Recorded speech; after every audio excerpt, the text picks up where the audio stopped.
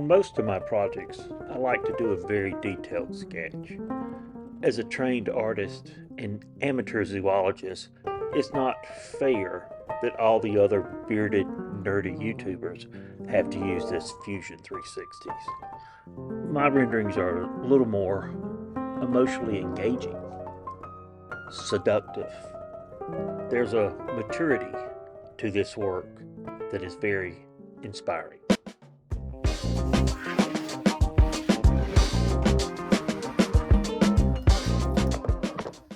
This project's probably not like any other videos that you'll see. It's more cosmically inspired. We're not going to be constrained by traditional, boring woodworking. Most of Blue Turtle projects are concept pieces, one-of-a-kind, self-indulgent oddities. All are learning experiences. We're figuring this out as we go, and that's okay. There's not going to be any plans. There's not going to be a lot of did this, did that, but just follow along as we figure out how to build this table. We're using a lot of different woods, and this is for the planet part of our table. And we're using wingate, we're using maple, we're using walnut, zebra wood, and cherry. Yeah, we're using cherry. This is the second try. The first time I used a little more exotic colors and it looked kind of like a rainbow minion. So we went back to the starting board. I don't really know how many layers I made for this. Never counted them. I made some were very thin, like a 1/4 inch, some up to 3/4 inch. I really was using some pictures from NASA as kind of a blueprint.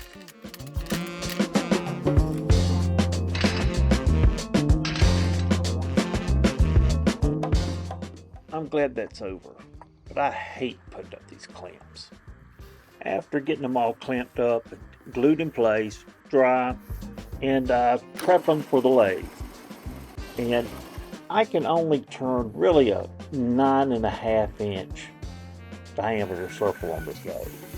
So I'm trying to get it cut as close as possible so I can turn the biggest thing possible.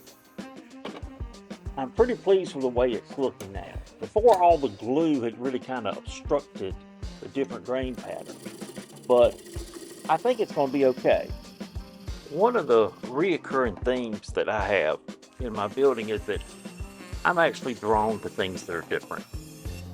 There is absolutely no project on the horizon that I have that would be considered normal YouTube fare. It's all fun stuff to me. Different ideas, and let's just say quirky. Here's the bottom, and here's the top.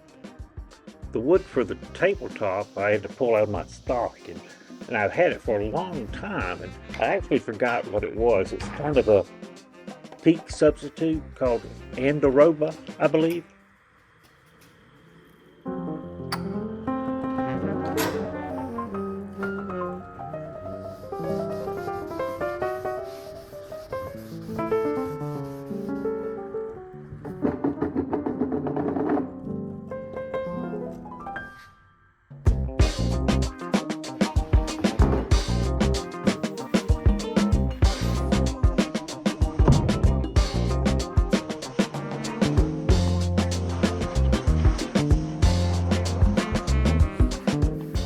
When I originally thought about this table, my first idea was to have the whole ring system be epoxy, and that I would pour different colored epoxies in different color rings. And as I thought about how to do that, and my head started hurting, I came to this compromise.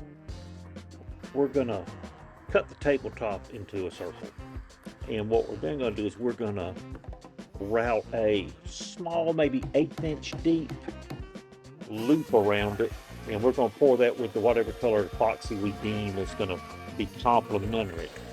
And Not often I do the same thing twice, but this looks like it's got some possibility to expand on it and, maybe do something different next time. Like maybe next time, instead of having the planet with so many layers, maybe have a solid planet, and then I could have more rings going around the perimeter. Because as I did it this time, I was looking and it seemed like it was just going to be too busy with a lot of rings in the Saturn ring system and then the layers in the planet. So we'll see. But this wood was really brittle and it was splintering terrible when I cut the circle, so I wanted to do something to try to stop it from splintering when I cut the ring in, the colored ring. And so I have this poly, and I put this poly on, and I was hoping it would just seal that outer coat to help a little bit. And then I thought, well, I need to go ahead and tape it. And the reason I didn't want to blue tape it is, you know how brutal that is on your router bit. But if you look, you see that I'm a very good taper. Look at that. Amazing. Look how even that is. I'm fast too.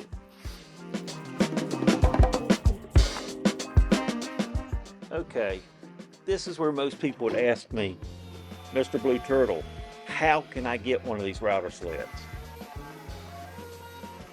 Oh, come on guys, it's a board. It's a board with holes in it. A board that I drilled holes and then I screwed a router to. I know y'all can do it. You're watching someone routing a circle like this. I want you to realize this is not the way it normally goes. The editing makes it a lot smoother and the router sounds like a dying cat.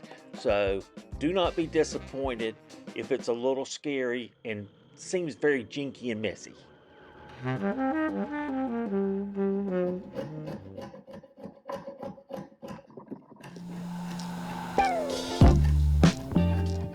So the two paths of my router didn't exactly cover, so I had a little bit chiseled out the middle. But I'm just about ready to pour the epoxy. I'm gonna put a ring of caulking to kind of stop it if it runs over.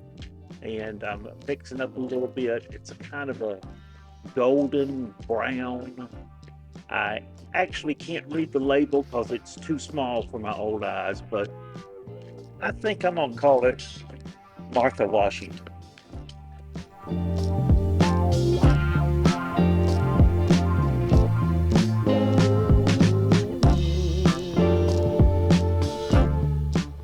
And we'll just let it set up for about 24 hours and we'll start sanding.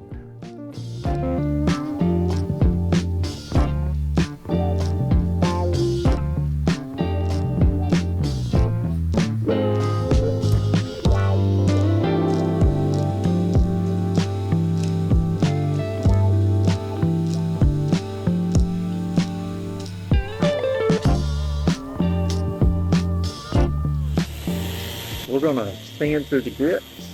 We'll go from 80 to 220. Then we're going to put a quarter round on the top and on the bottom. And as sometimes happens with brittle wood and routing, I got a kind of blowout, kind of tear out. And as usual, I tried to fix it by sanding. So just going to have to cut it off, glue another piece on. Not a big deal, but it is a momentum killer. I'll have to, after it's dry, break out that amazing circle cutting jig and route it to match, and then a little bit of sanding, but we should be good pretty quick.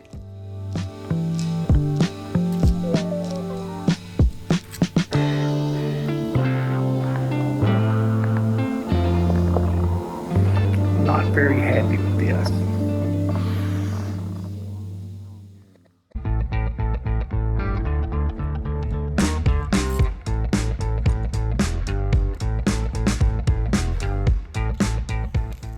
About this time in a project, I can see the finish line. And this is where I really start to falter. I'll get in a little bit of a hurry and I'll make mistakes. And a lot of times in these videos, people play up their mistakes, and they can use it as a teaching moment for people and to move the story along. But you know, as a master thespian, I don't need to show you my mistakes. In fact, I really don't want to look like an idiot. So let's do one mistake per video. How about that? The rest I will hide. Nobody will ever know about it. Now, I ordered these legs. Normally I make legs, but the table had a lot going on, and I didn't really see where any fancy legs would be a plus, and I certainly thought that wooden legs would take away from the top. So I opted to go to a very exclusive leg supplier that I will call Amazon, and ordered these puppies in. And I'm really pleased. I like to use 3 legs on the table when I can. 1, because I like more modern stuff, and 2, a 3-legged table never wobbles.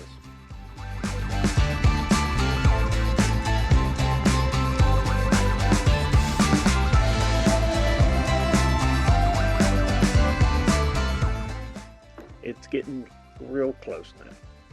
It kind of looks like some type of alien spaceship satellite pod now.